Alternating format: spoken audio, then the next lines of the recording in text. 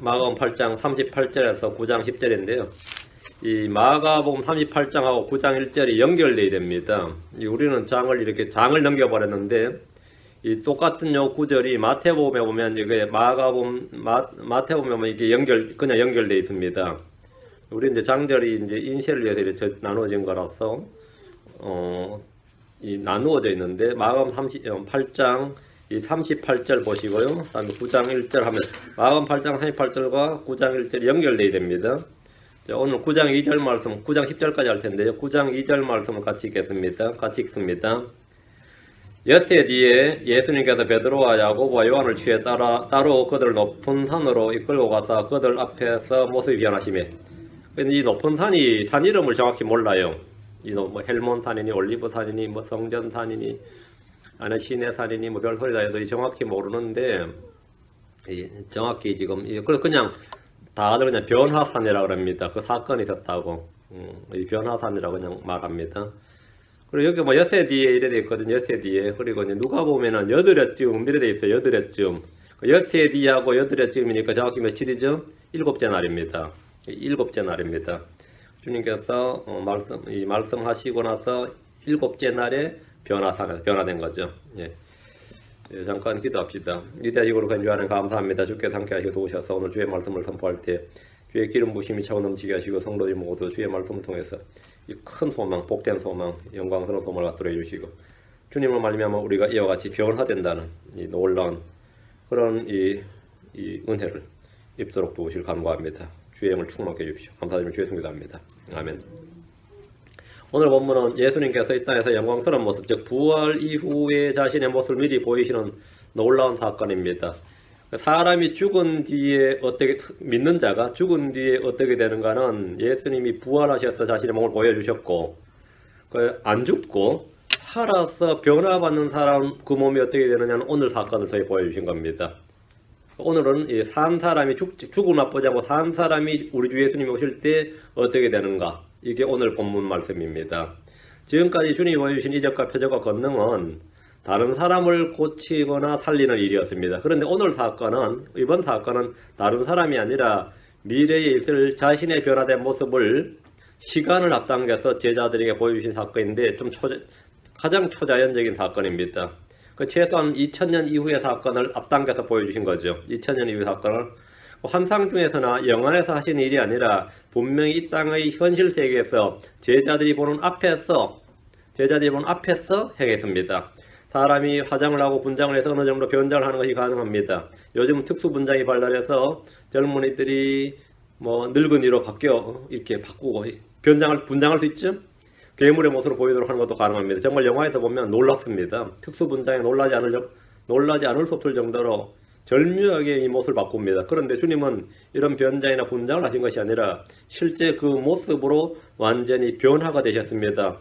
우리 생전에 주님이 오신다면 우리는 오늘 본문에서 주님이 그러하셨던 것처럼 이 땅에서 호련히 변화되어 하늘로 들림을 받을 겁니다. 순간적으로 몸이 영광스럽게 하나님의 아들로 변화가 됩니다. 이것은 변장이 아니라 변화입니다. 우리는 하나님이 주신 새 몸, 새로운 형상, 새 사람을 입게 됩니다. 하나님의 권능은 죽은 자를 일으키는 것뿐 아니라 산 자들을 하나님의 아들의 영광스러운 형상으로 변화시킬 수 있습니다. 지금부터 몇 구절 따라옵니다. 왜 서럽게 울어요? 빌립보 3장 21절. 빌립보 3장 21절. 빌립보 3장 21절. 지금부터 여기는 몇 개 구절은 짧게 기억해 두셔야 됩니다. 그분께서 모든 것을 자기의 복종시킬 때 사용하는 능력을 발휘하사 우리의 천한 몸을 우리의 천한 몸을 변화시켜 자신의 영광스러운 몸과 같게 만드시리라. 우리 몸이 어떻게 된다는 거죠? 그러니까 주님 영광스러운 몸, His glorious body, 그분 자신의 영광스러운 몸과 같이 우리의 이 몸을 천한 몸을 바꿔준단 말이죠. 우리의 천한 몸을 변화시켜 자신의 영광스러운 몸과 같게 만드시리라. 자신이 장차 어떤 형상이 될 것인지는 성경을 통해 알 수 있습니다. 하나님 우리를 주님 자신의 영광스러운 몸과 같게 만드십니다. 로마서 8장 29절. 로마서 8장 29절. 그분께서는 자신이 미리 하신 자들을 또한 예정하사 자신의 아들의 형상과 같은 모습이 되게 하셨나니 이것은 그분이 많은 형제들 가운데서 처음 난 자가 되게 하려 하심이니라. 자, 어떻게 한다고? 주님 우리를 어떻게 한다고? 자신의 형상과 같은 모습이 되게 하셨나니 우리는 예수 그리스도와 같은 형상과 같은 모습이 됩니다.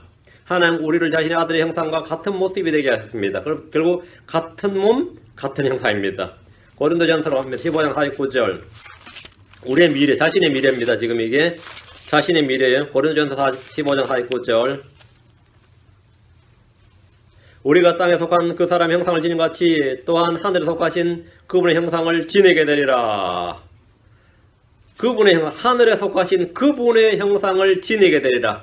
우리는 하늘에 속하신 예수 그리스도의 형상을 지니게 됩니다. 우리는 하늘에 속하신 그분의 형상을 지니게 되는데 우리는 천사들과 같이 되는 것이 아니라 하늘에 속하신 그분의 형상, 즉 예수 그리스도와 같은 몸, 같은 형상을 지니게 됩니다. 우리가 이런 말을 하면 이 성경을 확인해 보지도 않고 어떤 이들은 이단이다 이렇게 말합니다. 그렇게 정죄합니다. 성경에 무지한 자들, 말씀을 기록된 대로 믿지 않는 자들은 결코 이런 복된 소망과 영광스러운 소망을 갖지 못합니다. 요한일서 3장 2절. 얼마나 이런 구절이 많아요. 요한일서 3장 2절. 나는 장차 어떻게 되느냐? 예수님과 같이 된다 그러면 좀 이단 냄새가 나네. 그래요? 어떻게 생각해요? 요한일서 3장 2절. 사랑하는 자들아 이제 우리는 하나님의 아들들이니라. 우리가 앞으로 어떻게 될지는 아직 나타나지 아니하였으되 그분께서 나타나시면 재림하시면 우리가 그분과 같게 될 줄 아노니. 우리가 어떻게 된다고요? 그분과 같게 될 줄 아노니 이랬죠. 우리가 그분과 같게 된다. 우리가 그분과 같게 되나. We shall be like him. We shall be like him. same입니다. We shall be like him. 우리는 그분과 같게 될 줄 아노니 이는 우리가 그분께서 계신 그대로 볼 것이기 때문이라. 이 말씀을 문자 그대로 읽고 그대로 믿는 이가 적습니다. 쉬운 영어 쉬운 한글입니다. 아주 쉬운 거죠. 그럼 믿지 못하는 자들에게는 성경이 언제나 깨닫기 어렵고 믿기 어렵습니다. 주님 우리의 몸을 변화시키기 전에 자신의 몸이 변화되는 것을 직접 제자들 앞에서 보여주셨습니다. 보여주셨어요. 만약 오늘 주님께서 오신다면 우리는 변화산에서 주님이 변화된 사건과 동일한 일을 우리 몸에서 겪게 될 겁니다. 우리가 몸으로 겪게 될 겁니다. 고린도전서 15장 51절 52절. 고린도전서 15장 51절 52절. 보라 내가 너에게 한 가지 신비를 보이노니. 신비 미스테리입니다. 미스테리. 신비를 보이노니 우리가 다 잠자지 아니하고 마지막 나팔 소리가 날 때 눈 깜짝할 사이에 순식간에 다 변화되리라. 나팔 소리가 나며 죽은 자들이 썩지 아니할 것으로 일어나고 우리가 변화되리라. 우리가 변화된다. 지금 입고 있는 우리의 몸은 그날의 순식간에 순간적으로 눈 깜짝 사이에 변화됩니다. 사망이 없는 몸, 쉬하지 않는 몸, 하늘에 속한 몸, 주님과 같은 형상, 같은 모습, 그분과 같게 됩니다. 부활 후 주님은 완전히 변화되셨습니다. 부활 후의 모습은 부활한 성도들이 그렇게 될 것을 보여주신 것이고 살아있는 자들의 변화된 모습은 변화산 사건을 통해서 보여주신 겁니다. 오늘 우리는 그럼 죽지 않고 산 사람들이만 주님 오시면 어떻게 되느냐는 오늘 사건이 그 예가 됩니다. 자, 본문 보겠습니다. 38절. 38절 마가복음 8장 38절. 그러므로 누구든지 음란하고 죄 많은 대대에서 나와 내 말들을 부끄러워하면 사람의 아들도 자기 아버지 영광 중에서 거룩한 천사들과 함께 올 때 그를 부끄러워하리라 하시니라. 부끄러워하리라. 재림을 말하고 있죠. 주님께서 제자의 길, 제자 요건에 대해서 말씀하셨습니다. 제자 요건은 누구든지 자기를 부인하고 자기 십자가를 지고 주를 따르는 자, 생기를 잡고 뒤를 돌아보지 아니하는 자, 그렇죠? 또 주님보다 다른 무엇을 더 사랑하지 않는 자, 말씀에 꾸준히 거하는 자, 주 안에서 열매를 많이 맺는 자와 같은 이 자격 요건이 있습니다. 주님의 제자가 되는 요건은 구원받은 요건과 전혀 다릅니다. 구원은 떨어질 수 없지만 제자는 해고될 수 있고 버림받을 수 있습니다. 주인은 불의한 청지기에 대해서 보고를 들을 때 내가 너에 대해 이 말을 듣는 것이 어찌된 일이냐, 내 청지기 직분에 대하여 회개보고를 하라. 내가 더 이상 청지기가 되지 못하리라. 해고죠. 그 청지기 직분은 해고될 수 있어요. 제자는 해고될 수 있습니다. 청지기 직분은 빼앗길 수 있었습니다. 청지기 직분은 구원에 관한 말씀이 아니라 종, 사역, 제자에 관한 말씀입니다. 종은 해고될 수 있습니다. 제자들 중에서 주를 떠난 사람도 있습니다. 선교여행 중에 세상으로 가버린 대마 같은 사람도 있습니다. 이들이 구원을 잃은 것이 아니라 자신들이 맡은 사역과 직분을 잃어버린 겁니다. 목회하다 그만두고 세상으로 간 사람이 있습니다. 그렇다 그 사람 구원 잃어버린 겁니까? 아닙니다. 구원하고 상관없습니다. 하다가 이제 이거 도저히 아니구나. 그래서 안 한 사람들 많이 있습니다. 그럼 그 구원 잃어버린 겁니까? 타락한 겁니까? 아닙니다. 그거는 구원하고 상관없습니다. 이들은 구원 잃어버린 것이 아니라 자신들이 맡은 사역과 직분을 잃어버린 겁니다. 사도 바울은 말하기를 고린도전서 9장 27절에 오직 내가 내 몸을 억제하여 복종시키면 내가 다른 사람들에게 복음을 선포한 뒤에 어떤 방법으로든 내 자신이 버림받은 자가 되지 않게 하려 함이라. 자신이 버림받은 자가 되지 않게 하려 함이라. 바울이 지금 구원 걱정하는 거 아닙니다. 어떤 이들은 이 구절을 구원에 적용해서 바울조차도 자신이 구원을 잃을까봐 두려웠다고 합니다. 바울은 자신의 구원의 상실에 대해서 두려워하거나 걱정한 것이 아니라 자신의 사역과 직분을 빼앗기거나 잃어버리지 않기 위해서 자신의 몸을 억제하며 복종했습니다. 내 자신이 버림받은 자가 되지 않게 하려 함이니라. 이 말씀은 구원이 아니라 제자로서 주의 일을 하는 사역, 직분에 관한 겁니다. 다시 38절입니다. 마가복음 8장 38절. 그로 누구든지 음란하고 죄 많은 세대에서, 여기 음란하고 죄 많은 세대, 지금 이 세대는 바로 이런 세대입니다. 나와 내 말들을 부끄러워하면 사람의 아들도 자기 아버지 영광 중에 거룩한 천사들과 함께 올 때에 그를 부끄러워하리라 하시니라. 성경은 이 세대를 음란하고 죄 많은 세대로 하셨습니다. 성경은 이 세대를 악하고 음란한 세대로 하십니다. 지금 이 세대는 어느 세대보다 음란합니다. 음행의 영이 이 미국이나 한국을 완전히 쓰고 있습니다. 특히 한국은 뭐 지금 엄청난 것 같아요. 많은 젊은이들이 결혼 대신에 동거를 택하고 낙태는 일반화되었고 동성애가 합법화가 되고 있습니다. 이 세대는 자신의 음란함을 부끄러워하는 것이 아니라 섹시하다고 자랑하는 시대입니다. 그걸 자랑해요. 자기가 그런 필이 나냐고. 그 엄청난 부끄러운 말이거든요. 지금 부끄러워하는 게 그걸 자랑하고 있어요. 앞으로 무슨 일이 얼마나 더 일어날지 알 수가 없습니다. 그러나 이는 놀랄 일이 아닙니다. 이 세대는 악하고 음란한 세대입니다. 그 adulterous generation이죠. 앞으로 무슨 일이 일어나느냐 이거예요. 우리 성경에 기록된 대로 이 세대가 점점 더 사악하고 삐뚤어진다는 걸 알 수 있습니다. 각종 대중매체는 음란을 조장하는데 음의 영이 세상에 널리 퍼져 있습니다. 그게 아니면 아예 뭐 영화를 못 만들고 프로그램을 못 만든다 이 말이죠. 드라마를 못 만들고 프로그램을 못 만든다. 그냥 무조건 뭐 그런 것을 보여줘야 된다. 음행의 영입니다. 성경은 이 세대를 일컬어 믿음이 없고 비뚤어진 세대라고 말합니다. 비뚤어졌다는 것은 영이 비뚤어지고 가치관이 비뚤어지고 성각의 도덕 기준이 모두 비뚤어졌다. 퍼벌티드. 완전히 뒤죽박비는 거죠. 무엇이 옳은지 그런지 가치 기준이 비뚤어져 있어서 제대로 알 수가 없는 세대입니다. 베드로는 이 세대를 패역한 세대 이렇게 했습니다. 이런 세대에서 주와 복을 선포하고 증언하고 가르치고 그분을 믿도록 설득한 일들이 어려운 것은 당연한 일이고 그럼에도 그렇게 하는 이들이 주의 제자들입니다.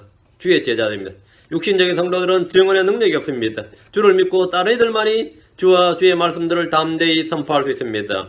성경은 누구든지 이 음란하고 죄 많은 세대에서 주와 주의 말씀을 부끄러워하면 주께서 오실 때 그를 부끄러워한다고 하십니다. 예수 그리스도를 증언하지 못하고 복음에 대해서 말한 것을 부끄러워하는 자칭 경건한 크리스천들은 자신이 말로 못 전하니까 이걸 부끄러워하고 그걸 두려워하고 그러는 사람들 뭐라고 하는지 아세요? 말로 전하기보다는 삶으로 보여줘야 된다 이렇게 말해요. 예수에 대해서 예수님을 대해서 한마디도 증언하지 못하고 복음을 한마디도 증언하지 못하는 이들이 그러면서 자칭 나름 크리스천이고 나름 경건하다고 하는 사람들이 뭐냐면 뭐 말로 꼭 해야 되는 게 아니고 그것도 중요한 게 삶으로 보여줘야 된다 하면서 자신은 삶이 괜찮다는 거죠. 어떤 사람의 경건이나 거룩함이나 의로움이나 선함 등은 많은 이들의 칭찬을 받고 존경심과 귀감이 된다고 해도 그의 삶은 아무도 구원하지 못합니다. 저희 집안에도 엄청나게 이 존경받는 귀감이 된 크리스천으로서 본이 되는 사람이 하나 있었는데 다 칭찬해요. 근데 그 사람의 그 모습을 보고 구원받은 사람 한 명도 없습니다. 한 명도 없어요. 우리 집안에 다 칭찬을 해.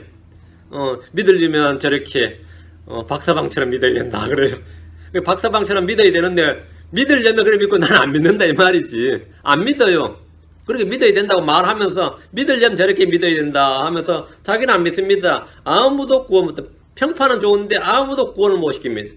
어떤 마을에 성자라 불리는 사람이 있었습니다. 성자라 불려요. 성자라. 응? 사람들은 그걸 살아있는 성자니 천사 같은 사람이 예수를 믿는다면 저렇게 믿어야 한다고 입에 침이 마도록 칭찬을 했는데 정작 아무도 그 사람을 따라 그 사람이 믿는 예수 그리스도를 믿지 않았습니다. 아무도. 어떤 사람은 모든 크리스천이 저 사람 같다면 나도 믿겠다 이럽니다. 저 사람 같다면 저 사람이 저렇게 믿으니까 나도 믿겠다 이런 사람은 아무도 없어요. 다른 크리스천들도 저와 같다면 나도 믿겠다는 거예요. 그럼 그 말은 뭐죠? 안 믿겠다는 말입니다. 모든 사람이 저 사람 같다면 모든 사람 저 사람 안 같거든. 그렇죠? 안 믿겠다는 말은 절묘하게 하는 거예요. 결국 당연은 안 믿겠다는 말이지. 그 말을 제가 군대 갈 때 제 소대에 몰몬교 신자가 하나 있었습니다. 몰몬교 신자인데 얼마나 이 말이나 행동이나 모든 게 많이 왜 율법주의거든요. 내가 이게 뭐 조문을 항상 10가지 이상 적어놓고 그대로 하니까 우리 소대 저는 생실이 별로 안 좋은데 맨날 복음을 전하고 다닌단 말이죠. 비교가 되잖아. 얘 절대로 복음을 안 전해요. 그런데 이게 이 행실도 바르고 그러니까 나한테 짜증난 사람들이 저러면 믿겠다 그래요. 저러면 근데 니 저 사람 보고 안 믿지 않냐고. 그래서 내가 니 저 사람 보고 같이 지금 생활하는데 한 번도 저 사람을 칭찬하는데 안 믿지 않느냐고. 저 사람 같다면 믿겠다는 말을 계속 하는데 같이 생활하고 보고 하면서도 절대 안 믿습니다. 예, 복음은 말씀을 전해가지고 믿는 것이지 귀감이 그런 건 없어요. 그런 건 없습니다. 그거는 다 속임수입니다. 그건 속임수예요. 저 사람 같다면 믿겠다. 이게 말이 되는 소리 안 되는 것 같아요. 안 되는 소리입니다. 그 사람 한 명으로는 안 되고 모든 크리스천이 다 저렇다면 나는 믿는다. 그건 안 믿는다는 말입니다. 자기는 절대로 안 믿겠다는 말입니다. 이 악하고 음란한 세대에서 주와 복을 부끄러워하지 마십시오. 주를 부인하지 말고 자기를 부인하야 됩니다. 주를 부인하지 말고 자기를 부인하라고. 9장 1절입니다. 또 그분께서 그들에게 이르시되 진실로 내가 너희에게 이르노니 여기 서 있는 사람들 중에는 죽음을 맛보기 전에 하나님의 왕국이 건너있게 많은 것을 볼 자들도 들어있느니라 하시니라. 또 그분께서 이제 또라는 말은 8장 38절에서 이어지는 연속적인 말씀이라는 뜻입니다. 우리는 장절 구분을 했기 때문에 이 구절이 9장에 있어서 구분해가 9장에 딱 있으니 8장 끝나고 9장에 딱 있어가지고 이 다른 사건이나 별개의 사건으로 보이지만 공백 없이 연속적으로 이어진 문장입니다. 마태복음 16장에는 보면 이 구절이 챕터 구분이 없이 바로 이어져 있습니다. 마태복음 16장을 한번 보시죠. 이 똑같은 장면인데 마태복음 16장 28절 29절하고 방금 이 구절하고 하면 똑같습니다. 근데 마태복음에서는 여기서 안 잘랐어요. 여기 장절을 그 앞에서 잘랐죠. 마태복음 16장 28절에 보면 진실로 내가 너에게 이르노니 여기 서 있는 사람들 중에는 죽을 맛보기 전에 사람의 아들이 자기 왕권을 가지고 오는 것을 볼 자들도 들어있느니라. 이게 16장이고 17장에서 변화사 제자 다 몇 해 뒤에 일어나오죠. 그 엿새 뒤에가 17장이 이제 엿새 뒤에 17장 1장이 엿새 뒤에고 다시 마가복음 옵니다. 마가복음 9장 1절이 뭐죠? 9장 2절이 엿새 뒤에죠. 9장 1절이 사실은 계속 마가복음 8장에서 계속 이어져야 된다 이 말입니다. 엿새 뒤에. 주님께서는 제자들 중에 몇 사람은 죽음을 맛보기 전에 하나님의 왕국이 건너있게 임하는 것을 볼 것이라고 했습니다. 이는 제자들이 죽기 전에 주님이 재림한다는 말이 아닙니다. 또는 오순절에 성령이 임하는 것을 말한 것도 아니고 주님께서 제자들 중에 몇에게 하나님의 왕국이 건너있게 임하는 것을 보여주시겠다고 하셨는데 지금 돌이켜보면 2000년 이상의 시간을 초월한 겁니다. 여기 서 있는 사람들 중에 해당하는 이들은 베드로, 요한, 야고보입니다. 베드로 훗날 자신이 쓴 편지에 이 장면을 써요. 베드로서 1장 16절에 우리가 너에게 우리 주 예수 그리스도의 권능과 오심을 알려줄 때에 교묘히 꾸며낸 이야기들을 따르지 아니하였으며 우리는 그분의 위엄을 눈으로 본 자들이니라. 우리는 봤다 이거예요. 변화사에서 봤다는 거죠. 주님이 이 땅에서 베드로, 야고보, 요한에게 하나님의 왕국의 권능이 하나님의 왕국이 권능이 임하는 것을 보여주셨습니다. 여기서 하나님의 왕국이란 말에 주목해야 됩니다. 교회 시대의 하나님의 왕국은 성령에서 의와 화평과 기쁨입니다. 지금 이 시대는 하늘의 왕국이 없습니다. 지금 이 시대는 하늘의 왕국이 없어요. 하늘의 왕국은 예루살렘을 수도로 하는 정치적인 폴리티컬 킹덤이에요. 거버먼트란 말이죠. 정부란 말, 정부. 이거 킹덤이고 킹이 있어야 돼. 그 킹이 없으니까 당연히 킹덤 오브 헤븐은 지금 없어요. 킹덤 오브 갓만 있습니다. 제일 뒤에 재림 이전에 있다는 하늘의 왕국이 서지 않습니까?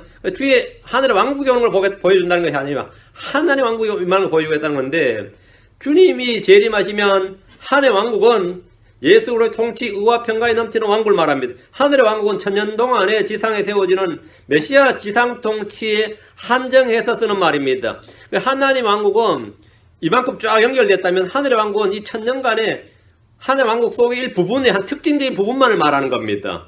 이해되시죠? 하늘의 왕국은 하늘의 왕국을 다 포함해요.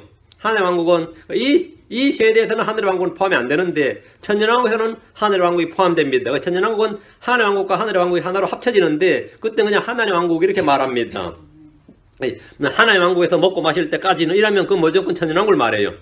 그때는 하나님의 왕국은 하늘의 왕국을 포함하고 있단 말이에요. 하나님의 왕국은 지금 2000년 교회사와 천년왕국을 다 포함해서 다 하나님의 왕국이 있어요.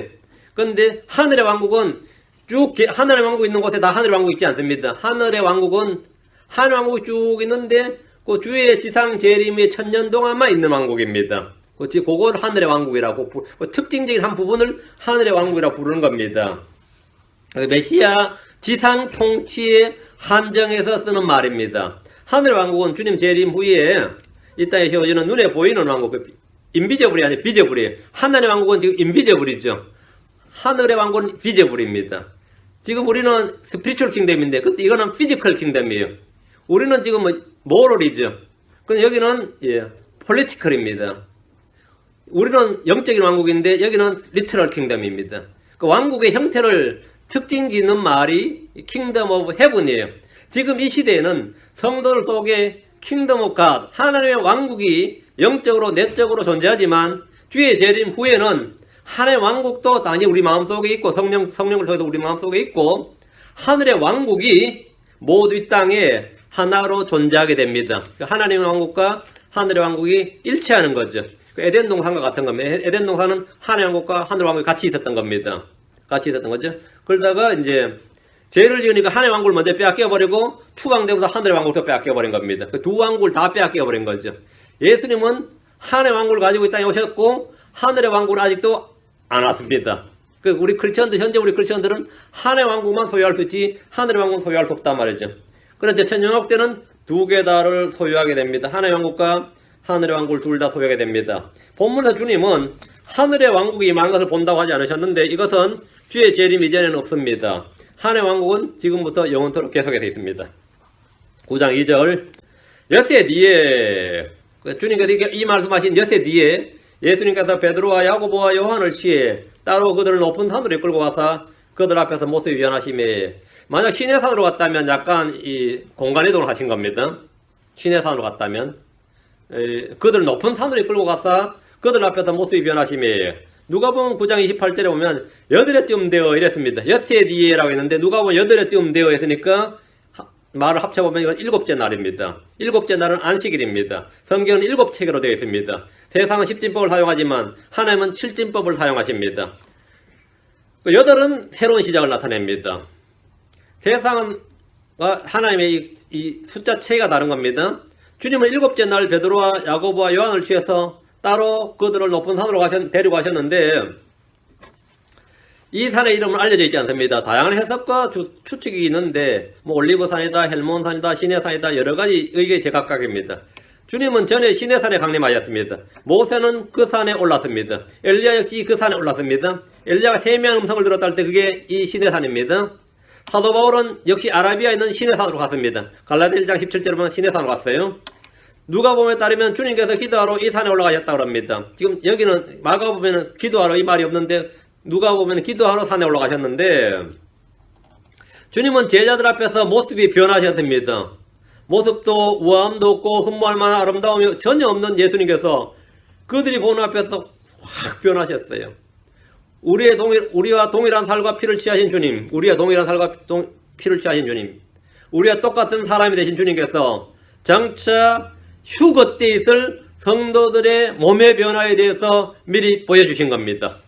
예수님은 죽은 자들로 일어나서 잠든 자들의 천년일바 되셨는데 살아서 들림받는 자들은 변화산에서 주님과 같이 변화된다는 것을 보여주신 겁니다.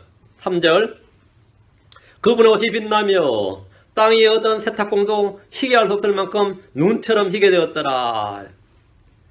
옷이 빛이 나요. 그분 옷이 빛이 나며.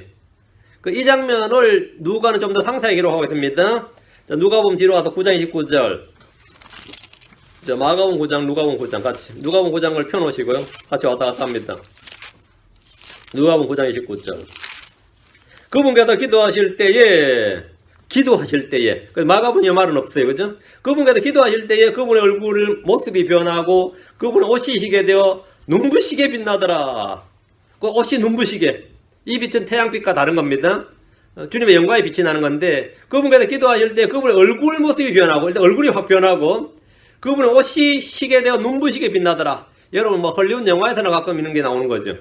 변화산에서 앞서 걸어가시다가 변화된 것이 아니라 거기서 기도를 하신 거예요. 기도하실 때 그분의 얼굴 모습이 변했습니다. 나사렛 예수님 얼굴, 마리아의 아들의 모습, 종의 형체, 죄 있는 사람의 모습, 아브라함의 씨, 이게 아니라 하나님의 아들로서 영광스러운 모습으로 변하셨습니다. 그분의 얼굴이 변하셨고 옷이 빛이 났습니다. 마가는 땅에 어떤 세탁공도 희게 할 수 없을 만큼 눈처럼 매우 희게 되었다고 하는데 누가는 희게 되어 눈부시게 빛나더라 했습니다.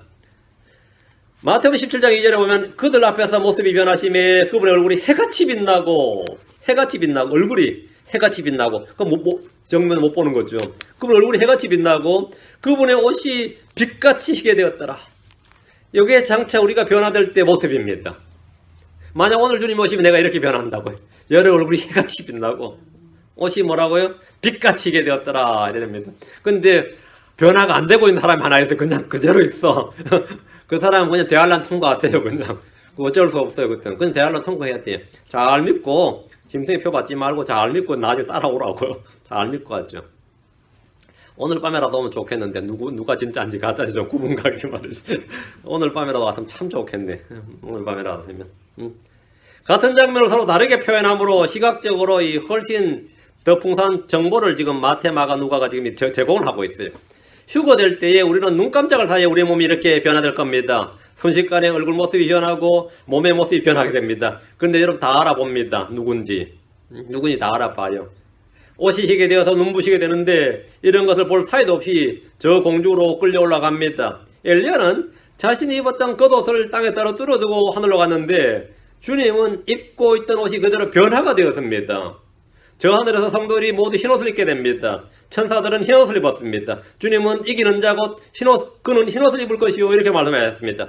하늘의 24장로도 흰옷을 입었습니다. 우리 역시 주님처럼 얼굴이 해같이 빛나고 옷이 빛같이 되어서 흰 그런 옷을 입게 될 겁니다. 여러분 지금 무슨 색깔 옷을 입게 되든 간에 뭐다 흰옷입니다. 우리는 하나님의 아들들로서 주님과 함께 이 땅에 돌아와서 왕과 제사장으로 통치하게 될 겁니다. 다시 마가복음으로 갑니다. 9장 4절. 거기에 엘리야가 모세와 함께 그들에게 나타나고 그들이 예수님과 이야기하거늘 엘리야가 모세와 함께 나타났다잖아요. 엘리야가 모세는 베드로보다 약 1500년 전 사람입니다. 그렇죠. 그런데 지금 나타났는데 알아보는데 전혀 문제 없었어요. 주님을 따라 산에 올라갔을 때 점점 더 놀라운 광경이 펼쳐졌습니다. 예수님이 확 변화된 것에도 진짜 놀라워서 이게 지금 꿈인가 생신가 싶은데 또 이번엔 모세와 엘리야까지 나타났으니까 산에서 모세와 엘리야가 제자들이 있던 그 산에 나타나서 예수님과 이야기를 했습니다. 모세는 죽었지만 부활했습니다. 엘리야는 죽지 않고 하늘로 들림받은 사람입니다. 모세는 죽고 묻혔는데 사람들이 무덤을 못 찾았어요. 왜? 천사가 옮겨버렸단 말이에요. 그 모세 시체를. 그렇죠. 옮겨버렸단 말이에요. 그러니까 모세는 죽고 묻혔지만 사람들이 아무리 찾아도 못 찾았어요.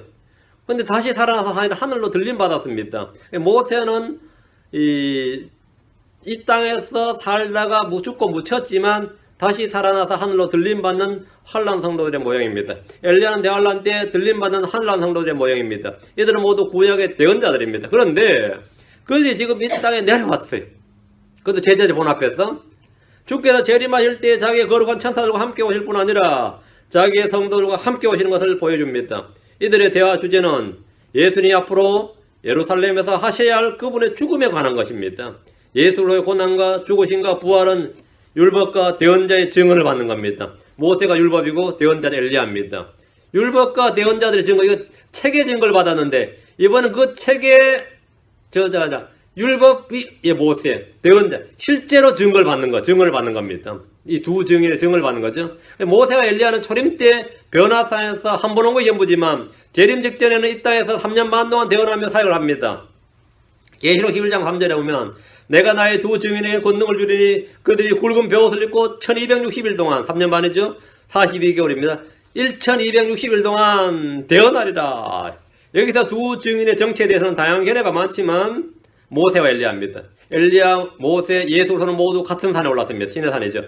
엘리야, 모세, 예수님 모두 40일 동안 금식했습니다. 엘리야, 모세와 예수님 모두 주 앞에 섰습니다. 엘리야, 모세와 예수님 모두 이스라엘에게 보내를 받았습니다. 이들은 모두 기적적으로 물을 건넜습니다. 엘리야, 모세는 예수님이 침례를 받으셨던 그곳에서 지상에서의 삶을 마감했습니다. 이들은 모두 원수들을 불러서 멸했습니다. 이들은 모두 자연현상을 바꾸는 권능을 가졌습니다. 모세는 율법을 대표합니다. 엘리야는 대언자를 대표합니다. 이 둘은 구약 성경을 대표합니다. 예수님은 그 자체가 말씀입니다. 예수님은 말씀 그 자체이십니다. 그런데 지금 이 상황에서 제자들은 뭘 하고 있었습니까? 이런 황홀한 관계에서 뭐 하고 있었을 것 같아요? 막 설렘과 흥분과 말이죠. 막 광분하고 있었느냐 아니면은 막 기쁨과 즐거움이 들떠 있었던 것 같아요. 어땠을 것 같습니까? 제자들이 뭐 하고 있었습니까? 졸고 있었습니다. 근데 이게 더 놀라워요. 이때 제자들이 졸고 있었어요. 그들은 모세와 엘리야가 예루살렘에서 예수님의 죽으심, 그 죽으실 주님의 그 죽으심에 대해서 말했지만, 예루살렘에서 죽으실 주님의 그 죽으심에 대해서 말했지만 제대로 듣지 못한 채 깊이 잠이 들어버렸습니다. 이스라엘은 꼭 예수 그리스도의 고난과 죽으심과 부활에 대한 모세와 대언자들의 글들을 볼 때 눈이 가려지고 듣지는 못합니다. 이 특이하게도 그 다른 것들은 쭉 잘 읽는데 이 메시아에 관한 예언의 말씀을 읽을 때 눈이 가려지고 귀가 막힙니다. 깊이 잠든 제자들의 모습은 이스라엘의 영적 상태를 너무나 잘 보여줍니다. 이들은 영광의 주를 알지 못했습니다. 모세의 글을 읽을 때 눈이 가려지고 대언자들의 증언을 들을 때 깊이 잠들어 버렸습니다. 왜 그런 것 같아요? 이사야 29장 10절입니다. 이사야 29장 10절. 제자들이 왜 여기서 깊이 잠들어 버렸느냐, 그죠? 이것은 주의 재림 직전에, 주의 오심 직전에 이스라엘의 영적 상태를 그대로 보여주는 겁니다. 이사야 29장 10절. 이사야 29장 10절. 주께서 깊이 잠들게 하는 영을 너에게 주사, 너에게 부어주사, 너희 눈을 닫으셨으며 그분께서 대언자들과 너희 치리자들과 선견자들을 덮으셨느니라. 깊이 잠들게 하는 영을 너에게 부어주사 이랬거든요. 자, 이거 보시고 누가복음 9장 32절로 갑니다. 누가복음 9장 32절. 말씀이 딱 연결이 돼야 되니까요. 말씀은 말씀으로 다 연결이 돼야 돼요. 누가복음 9장 32절. 예. 베드로와 또 그와 함께한 자들은, 야고보 요한이죠. 베드로와 또 그와 함께한 자들은 깊이 잠드니라. 깊이 잠든. 왜 잠든 것 같아요? 예, 잠들게 하는 영을 부어주신 거죠. 그들이 깨어나서 그분의 영광과 그분과 함께 산 두 사람을 보더니, 이들은 예수님이 행할 표적이라는 건 다 괜찮았는데 예수님의 죽으심, 부활, 고난 이런 건 되면 전부 다 뭐 되는 거죠? 잠이 들어요. 왜? 듣기 싫은 거예요. 그건 수용이 안 되는 겁니다. 제자들은 주의 말씀대로 산에서 하늘 왕국이 건너있게 임하는 것을 분명히 보았습니다. 그러나 율법과 대언자가 증언하는, 모세와 엘리야가 증언하는, 율법과 대언자가 증언하는 주님의 죽으심에 대해서는 전혀 듣질 못했습니다. 왜? 들을 수가 없었기 때문입니다. 들을 수가 없었어요. 아예 믿고 싶지 않았기 때문입니다. 이들은 깨어나서 주님의 영광과 그분과 함께 선 두 사람을 보았습니다. 그 말 다 끝나고 나서 말이죠. 그래서 이스라엘이 지금도 복음을 잘 못 믿는 겁니다. 5절로 갑니다. 다시 마가복음 와서 5절. 9장 5절. 베드로가 예수님께 응답하여 이르기를, 선생님이여 우리가 여기 있는 것이 좋사온즉 우리가 장막 셋을 짓되 선생님을 위하여 하나는 모세를 위하여 하나는 엘리야를 위하여 짓게 하옵소서 하니. 이거 뭐 바바 블랙힙도 아니고 이거 뭐야. 세 개를 짓자잖아. 하나는 선생님을 위하여 모세를 위하여 엘리야를 위하여 짓자. 잠에서 깬 베드로는 주님께 선생님이여 우리가 여기 있는 것이 좋사온즉 이렇게 말합니다. 예루살렘 올라가지 말자 이거죠. 여기가 좋다 이거예요. 산에는 변화된 주님과 하늘에서 내려온 모세와 엘리야가 서 있습니다. 이곳은 이 세상 어디와도 비교할 수 없는 별천지였습니다. 여기가 별천지다. 여기가 바로 헤븐 게이트가 아닌가. 여기야말로 정말 하나님께서 정해준 무언가 아닌가 말이죠. 베드로는 이곳이 하늘로 가는 문일 수 있다고 생각했을지도 모릅니다. 이곳이 바로 천년왕국의 시작점이 바로 여기 있단 말이죠. 그럼 이곳에서 아예 장막회를 지어서 이곳에 살자고 했습니다. 유대인들은 장막절에 초막을 지어 거하는 명절이 있는데 천년왕국 메시아 왕국을 예표하는 절기입니다. 그게 장막절, 초막절이에요. 태버너클, 피스트 오브 태버너클 그래요. 그러니까 여기서 장막절을 짓고 여기서 이제 뭐라고요? 천년왕국 시작하자 이거예요. 여기서 하늘의 왕국 시작하자 이거예요. 베드로가 장막을 짓자는 것은 메시아 왕국의 도래를 선포하는 겁니다. 베드로 이 시간부터 이곳이 바로 하나님의 왕국이요 여기서부터 온 세상으로 왕국이 확장되어 나갈 수 있다고 생각한 겁니다. 예수를 위한 장막, 모세를 위한 장막, 엘리야를 위한 장막 이렇게 셋을 다 이곳에 지어놓으면 이곳은 단번에 예루살렘의 성전을 훨씬 능가하는 성지가 되는 겁니다. 여기에 왕이신 주님이 계시고 모세가 왔고 엘리야가 왔는데 뭐 이제 끝난 거죠. 여기가 바로 예루살렘을 능가하는 훨씬 성지가 되고 여기야말로 이제 메시아 왕국의 출발점, 여기가 바로 왕국의 수도가 되는 거죠. 베드로 이제 행설수설하면서 말을 했어요. 자신들은 이곳에서 당장 왕국의 3인방이 되는 겁니다. 이제 세도 갖고 자도 베드로 요한 야고보 셋인데 얼마나 좋아. 여기서부터 이제 시작이다 이거예요. 6절. 이는 그들이 심히 두려워하였으므로 그가 무슨 말을 해야 할지 알지 못하기 때문이더라. 준비가 안 되어 있었던 거예요. 이때 무슨 말을 해야 될지 당연히 모르죠. 미리 설교 준비해 놓은 것도 아니고. 베드로 요한 야고보가 지금 너무 황당한 장면을 봤으니까 자기들은 기쁘고 즐거운지 몰라도 지금 본문은 그렇게 안 되죠. 심히 두려워하였으므로 이렇게 졸다가 두려워했다가 지금 정신없었습니다. 그가 무슨 말을 해야 할지 몰라서 했는데 성경은 제자들이 이렇게 말한 것은 너무나 두려워서 무슨 말을 해야 할지 알지 못한 채 한 말인데 영광의 주를 본 사람들 중에 두려워 떨지 않은 사람이 없었습니다. 제자들 역시 심히 두려워서 무슨 말을 해야 할지 알지 못한 채 뭔가 말을 했는데 이제 한국말로 이걸 시중진담이라 그러죠. 술김에 한 말이 사실 진담이 다 나온다고. 이들은 두려움에 떨면서 자기들의 마음속 깊은 곳에 있는 말을 한 겁니다. 특히 베드로 마음속 깊은 곳에 한 말이 뭐냐, 여기서 장막절, 여기서 장막 짓고 여기서부터 시작하자 이거예요. 여기서부터 하늘의 왕국은 시작하자. 여기서 주님께서 왕좌에 오르시고 말이에요. 왕국을 선포하시라 이 말이죠. 제자들은 주님께서 예루살렘에서 올라가 고난을 받고 죽는다는 말을 들었지만 그런 말은 이해할 수도 없었고 인정할 수도 없었고 수용 자체가 안 됐어요. 그런 말 자체를 듣는 것보다는 벌써 지금 모세 엘리야도 왔는 거 보니까 이제 여기서부터 시작되는 거보다, 여기서부터 하늘의 왕국이 여기서 시작되나 보다. 그런데 이곳에 하늘의 왕국이 영광 가운데 건너기 임한 걸 직접 자기들이 봤단 말입니다. 고난과 죽음과 십자가와 피 이런 건 전혀 관계없이 그토록 그들이 기다리고 고대하던 메시아 왕국, 주의 왕국이 임한 것을 봤습니다. 체험했어요. 그래서 여기 거하면서 장막을 치고 왕국을 세우자고 한 겁니다. 여기서 7절입니다. 거기서 구름들이 그들을 덮으며, 이 구름이 뭐냐면 영광의 구름이에요. 세키나죠. 거기서 구름이 그들을 덮으며 그 구름 속에서 한 음성이 나서 이르시되 이 사람은 내 사랑하는 아들이요 아들이니 그의 말을 들으라 하느라. Hear ye him. 너는 그에게서 들으라 이 말이죠. 이 구름은 주의 임재를 나타내는 영광의 구름입니다. 이 수증기가 아닙니다. 영광의 구름이 세키나. 신의 산에 임했을 때 임했던 구름. 주님이 신의 산에 강림했을 때 임했던 구름입니다. 주의 성막에 임했던 구름이고 성전 봉헌식 때 임했던 구름이 지금 이 자리에 임했습니다. 예수님께서 하나님의 아들로서 이곳에 계시기 때문입니다. 영광의 구름이 제자들을 덮으며 그 구름 속에서 한 음성이 났습니다. 하나님의 음성입니다. 신의 산에서 이스라엘 백성들 앞에서 말씀하셨던 바로 그 음성입니다. 이 사람은 내 사랑하는 아들이니 그의 말을 들으라. 예수 그리스도는 하나님의 사랑하는 아들, 독생자입니다. 우리는 그의 말을 들어야 됩니다. 이것이 하나님의 명령입니다. 우리는 모세의 말, 엘리야의 말을 들어야 하는 것이 아니라 예수 그리스도의 말을 들어야 됩니다. 부처나 공자나 석가나 소크라테스나 마호메시나 성모 마리아에게서 무슨 말을 들어야 하는 것이 아니라 주 예수 그리스도의 말을 들어야 됩니다. 그의 말을 들으라. 너희는 그에게서 들으라. Hear ye him. 너희는 그의 말을 들을지니라. 이제는 하나님께서 다양한 방식으로 조상들에게 말씀하셨지만 마지막 날들에는 자신의 아들을 통해 말씀하십니다. 그래서 우리는 그분의 말을 들어야 됩니다. 우리는 그분의 말을 들어야 됩니다.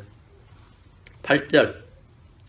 그들이 문득 주위를 둘러보니 오직 자기들과 함께한 예수님 외에는 더 이상 아무도 보이지 아니하더라. 이것도 참 순간이죠. 문득 둘러보니까 방금 보였던 구름도 없어졌고 모세도 없고 엘리야도 없고 그 번쩍번쩍 빛나던 예수님 옷도 그냥 원상복귀되어 있고 얼굴도 보니까 올라올 때 그 모습이 아까 이게 지금 뭐 이게 황망하죠.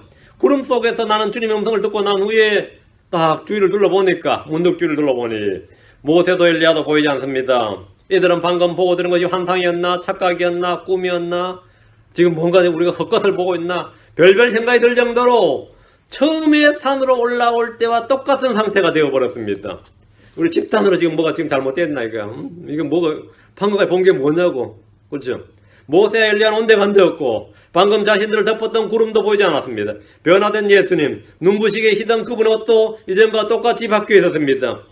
신데렐라는 도망가다가 어떻게 됐죠? 유리구두라도 한 클레 남겨놨는데 예수님은 어떻게 이거 뭐 유리구두도 안 남겨놨단 말이죠. 응? 방금 우리가 본 거 뭐냐고. 방금 우리가 본 거. 싹 다 원상복귀가 됐는데 예수님께서 그래서 말이야 변화산 잠시 변화될 때 그때 증거라도 하나 남겨놓으면 좋겠는데 없어요. 베드로가 얼마나 황망했겠습니까? 생각을 해보세요.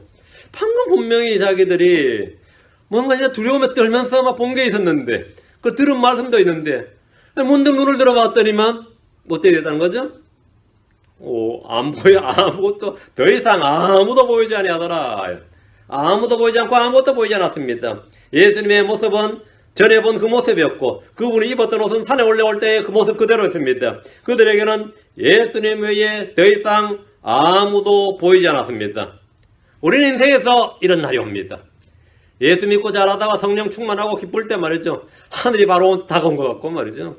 내 속에 막 진짜 이 기쁨과 뭐가 충만하면서 그때는 뭐 진짜 두려울 게 없죠. 그런 때가 있어요. 뭐 아무리 내가 찌질하게 신앙생활을 해도 한두 번은 그럴 때가 있습니다. 그럴 때는. 그런데 어느 날 문득 주위를 둘러보면 나와 함께한 예수님은 더 이상 아무도 보이질 않습니다. 그럴 때 절망을 하지 마십시오. 그럴 때 절망하지 마십시오. 문득 주위를 둘러보니 예수님에는 아무도 보이지 않을 때 그 인생은 실패한 인생이 아닙니다. 주님 한 분으로 충분합니다. 주님 한 분이면 족합니다. 모든 것이 일장춘몽이고 아침 안개처럼 햇살의 이슬처럼 마음 바람에 날린 연기처럼 다 사라지고 더 이상 아무도 없을 때 한 분 예수님이 보인다면 그는 복된 사람입니다. 한 분 예수님이 보이면 그는 복된 사람이 다 없어진 것 같아. 다 사라지고 그렇게 충만했던 그렇게 좋았던 모든 것이 다 없어지고 다시 눈을 불어보니까 옛날 그때 그 모습이야. 다시 옛날 그때 그 모습 돌아오는 그 느낌이. 그럴 때 예수가 보이면 돼요. 예수가 보이면. 9절입니다. 그들이 산에서 내려올 때 그분께서 그들의 명하사 사람의 아들이 죽은 자들로부터 일어날 때까지는 그들이 본 것들을 아무에도 말하지 못하게 하시니 그 본 게 맞지 그죠? 환상이 아니었어요. 꿈이 아니었습니다.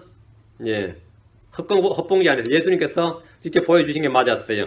예수님은 산에서 제자들에게 놀라운 광경을 보여주셨지만 이것은 전도용이 아니었습니다. 이건 광고용이 아니었다. 이것은 주님이 죽은 자들로부터 일어날 때까지 아무에게도 말해서는 안 되는 것이었습니다. 예수님은 제자들에게 자신이 그리스도 예수인 것을 아무에도 말하지 못하게 하셨고 변화산에서 본 하늘왕국, 예수님의 영광, 모세와 엘리야의 출현 등에 대해서 아무 말도 하지 못하도록 명하셨습니다. 왜? 이것은 그리스도의 고난, 부활 이전에 있어서는 안 되는 일입니다. 그리스도의 고난과 부활 이후에 있어야 될 일이지. 하나님의 영광은 고난 이후에 있을 일인데 고난 받기 전에 이걸 막 선포하고 돌아다니면 어떻게 되는 거죠? 이거는 일이 완전히 거꾸로 된 거죠. 그래서 주님께서 이거는 그 후에 내가 고난 받고 나서 죽은 자들도 일어날 때까지 그 일어난 후에나 전하라 이 말이에요. 그때는 전해야죠. 일어날 때까지는 그들이 본 것을 아무것도 말하지 못하게 하시니라 이랬습니다. 말하지 못하는 이유가 바로 그겁니다.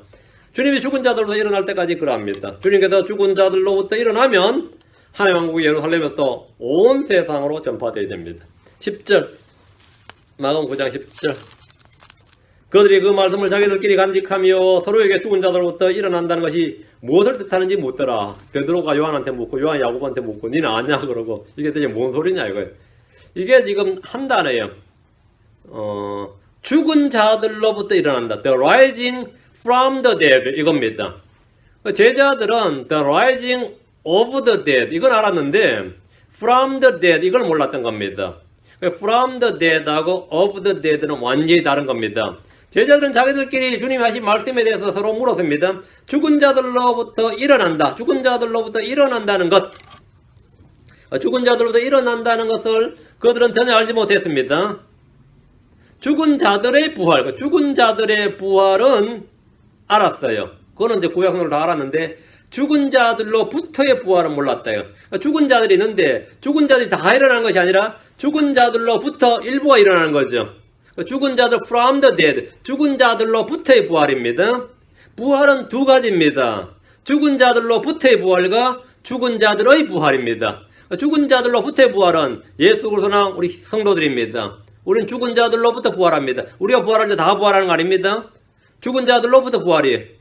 성경에는 의인의 부활과 불의한 자들의 부활이 있습니다. 생명의 부활과 정죄의 부활이 있습니다. 선을 행하는 자들은 생명의 부활로, 악을 행하는 자들은 정죄의 부활로 나오리라. 근데 이것은 그 시간적 갭이 1000년이 넘습니다. 1000년이 넘어요. 우리는 대환란 직전에 죽은 자들로부터 부활합니다. 죽은 자들의 부활은 1000년하고 끝에 있습니다. 그 시간적 갭이 1000년이 훨씬 넘는 거죠. 이 두 부활은 대상이 다르고 부활의 시기가 다릅니다. 그러니까 이 죽은 자들의 부활을 알았던 사람들이 죽은 자들로부터 부활한다는 말이 대체 뭐냐? 예수님께서 다시 죽은 자들로 부활한다. 죽은 자들로부터 주님이 혼자 일어나시는 거예요, 이게. 죽은 자 일어나시는데 그때 구약성들 하게 부활했는데 죽은 자들로부터 부활. 이것은 이제 이 베드로, 요한, 야고보도 몰라서 서로가 물었던 겁니다. 서로가 물었어. 서로가 무엇을 뜻하는지 묻더라. 그 답을 못 주고 서로 물은 소용없어요. 예수님한테 물어야지. 이 두 부활은 대상이 다르고 부활의 시기가 다르다 했습니다. 예수님은 죽은 자들로부터 일어나셨어. 부활의 첫 열매, 잠든 자들의 첫 열매, 땅에서 쭉 일어난 죽은 자들의 첫 열매가 되셨습니다. 오늘 여기까지요. 9장 10절까지 하고 11절부터 다음에 이제 제자들이 이제 그러면 이제 재림에 대해서 또 주님께 질문한 장면이 있습니다.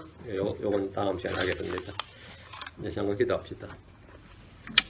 주 하나님 감사합니다. 오늘 주의 말씀을 들은 혼들을 기억해 주시고 애들에게 말씀을 부어주시고 또 깨닫는 영을 많이 허락해 주시고 은혜가 충만하게 하시고 늘 성령 충만한 가운데 살도록 은혜를 베풀어 주시길 간구합니다. 저희가 우리 주님 한 분 외에 참 보이는 것이 없고 오직 그분에게서만 너희는 그에게서 들으라 하신 말씀대로 늘 주의 말씀을 듣기를 원합니다. 아버지 하나님께 들려주시고 깨닫게 해주시고 말씀으로 살아가게 해주시고 열매 맺게 해주십시오. 감사드리며 주의 성기도합니다. 아멘. 예.